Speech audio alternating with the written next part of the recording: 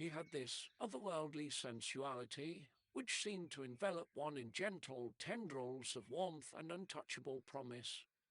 He knew he had this, and while it was simply a part of his personality, he would use it to his advantage in benign ways, just being playful.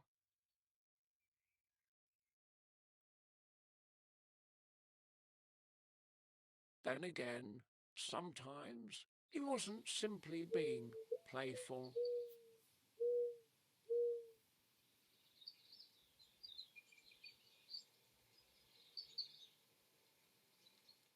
Hey guys, welcome back to my channel. Today I will be reviewing Prey by Fyrinnae. I will start off by saying that this particular bottle has been sitting in my collection for about 2 years now, and I've noticed that all the things that I'm going to describe, the complexity has just really increased over time. Also, the description honestly sounds like someone was a little horny when they wrote it. It's very like, the undertones are kind of like low-key sexual for some reason. I was very intrigued by the way that they described this. Okay, so here I'm just going to put the notes on the screen.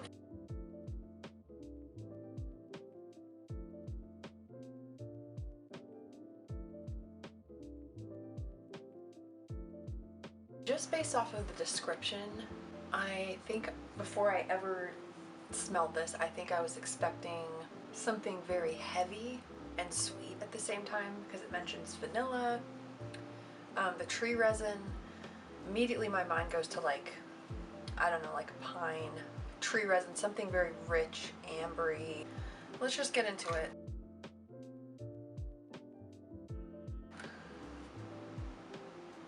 In the bottle, honestly,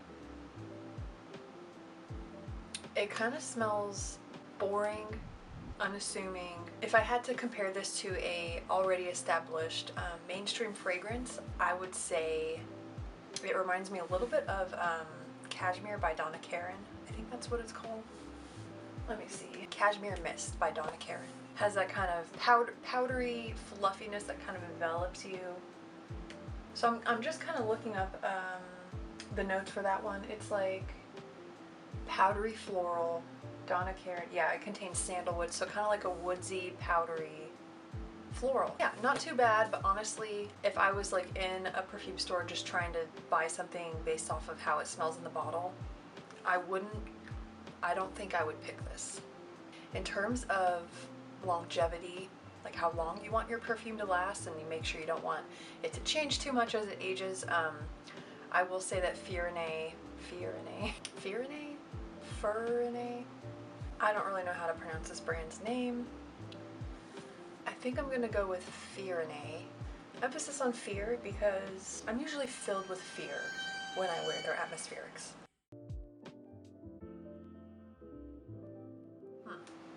So once I apply this, it's just kind of a vague, powdery white floral, but not exactly floral. It's like adjacent to it.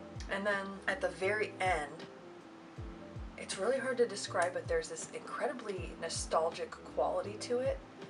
The closest thing I could even think to describe it is like if you went up to your attic and you were looking through like old childhood stuffed animals, and you found like an old teddy bear that you used to love as a child, and you just inhaled the fur.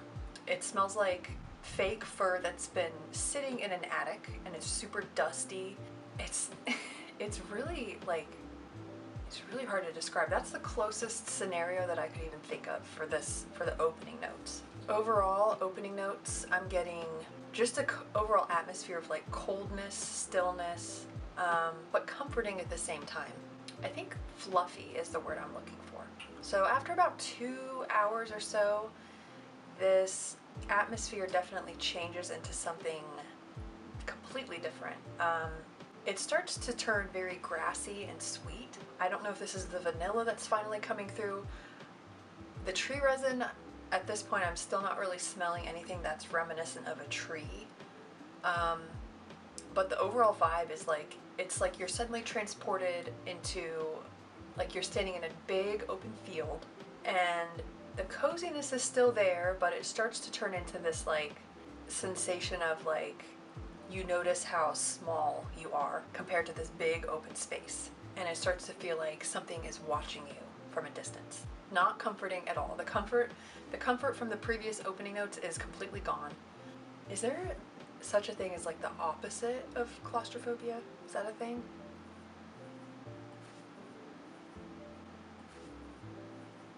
Oh, okay. Agoraphobia. I guess that's what it would be called. It's like fear of big open spaces.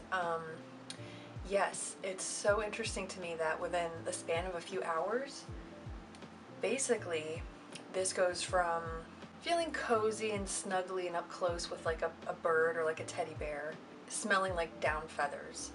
Nice, comforting sweetness, powderiness, literally to the exact opposite of that, where you feel like you are the bird, or you are the mouse or whatever, and someone is watching you from a distance, like waiting to attack you. That's literally how it feels. Like it almost gives you like a sense of fear in a really weird way. So this stage of like being in an open field, this starts to morph once again into something more gourmandy at the end of it. So this whole time I've been waiting for this like undertone of like sexiness to come through, because that's kind of how the description made it sound, like, oh, there's like something dark underneath that's like sensual, or like, you know, like just the way that they phrased it. The first couple hours I was not getting any of that, but finally at the end, I want to say like maybe 3 hours later, finally it starts to turn into, reminds me of like horchata, kind of like a rice milk with like some spices in there, morphed with like dragon's blood. So the resin, I think that they're talking about the 4 tree saps or whatever, that's finally coming into play. But the fact that that's how they had described it initially, like that must be just the base, I'm guessing.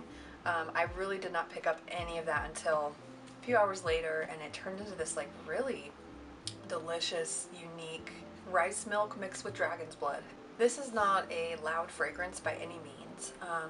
If you are in kind of like an attention-seeking mood or something, you really want to like garner a lot of attention or just make a loud entrance with how you smell, that this is not going to do that for you at all. All of these little nuances that I'm describing, I get the impression that most people are not going to pick up on this if you are wearing it.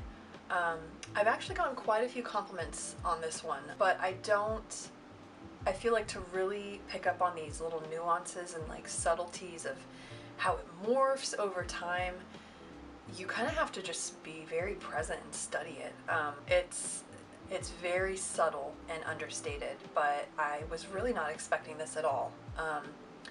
In terms of an atmospheric, it can be very difficult to be objective about these things.